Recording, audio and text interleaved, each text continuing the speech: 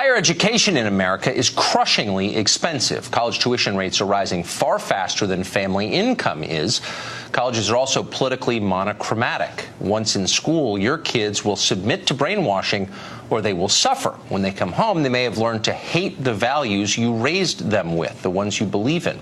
They may also be addicted to drugs and alcohol. So obviously the costs of college are extraordinarily high. But it's worth it, we tell ourselves, for the education. Education is key. Our kids need to learn. So the question is, are they learning? Well, several years ago, a pair of academic researchers decided to find out. They studied data from a group of more than 2,000 students enrolled in four-year colleges who've been tracked over a period of years. The book that resulted from all this research was called Academically Adrift: Limited Learning on College Campuses. Among its many findings, 45% of students, quote, did not demonstrate any significant improvement in learning over the first 2 years of college. Close to 40% didn't learn anything at all over 4 years. How did students learn so little? Well, many of them never really studied. 35% of students reported spending no more than 5 hours a week in academic preparation.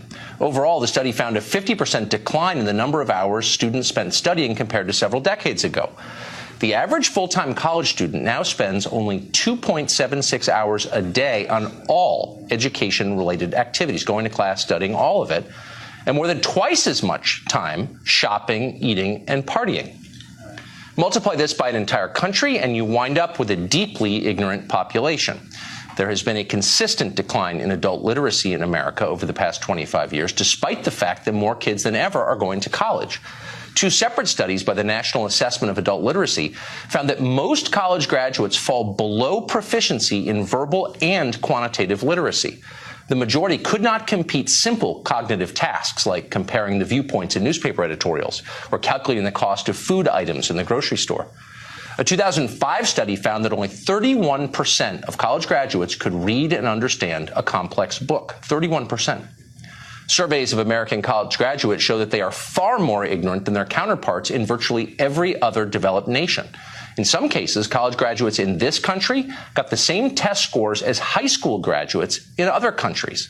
As the Educational Testing Service put it, quote, a decade ago, the skill level of American adults was judged to be mediocre. Now it is below even that. This is a crisis. So you would think that colleges would respond by increasing academic rigor. But the opposite has happened. A survey of the top public universities in America found that only 9 schools required an economics course for graduation, for example. Only 5 required a survey course in American history.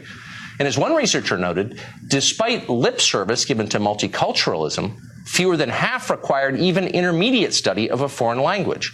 Meanwhile, the number of degrees awarded in women's and gender studies increased by more than 300% since 1990. College classes are getting flimsier. College graduates are getting dumber. But you would never know it from their grades, which are getting higher. In 1983, the average college GPA in this country was 2.8. It's now over 3.1. Grade inflation is everywhere, but it's most profound at private schools. At Wake Forest, for example, in North Carolina, the cumulative GPA for graduating seniors in 1988 was 2.84. In 2014, it was 3.4. Nationally, the most common grade given in college courses right now is an A. According to the New York Times, about 43% of all letter grades given are A's. Only about 10% are D's and F's. In other words, more students are failing, yet almost nobody fails. Kids know less, but their teachers assure them they know more. Colleges barely teach, yet every year they increase their fees. Try that in a private business. You might get indicted for fraud. Do it at an American university, and you get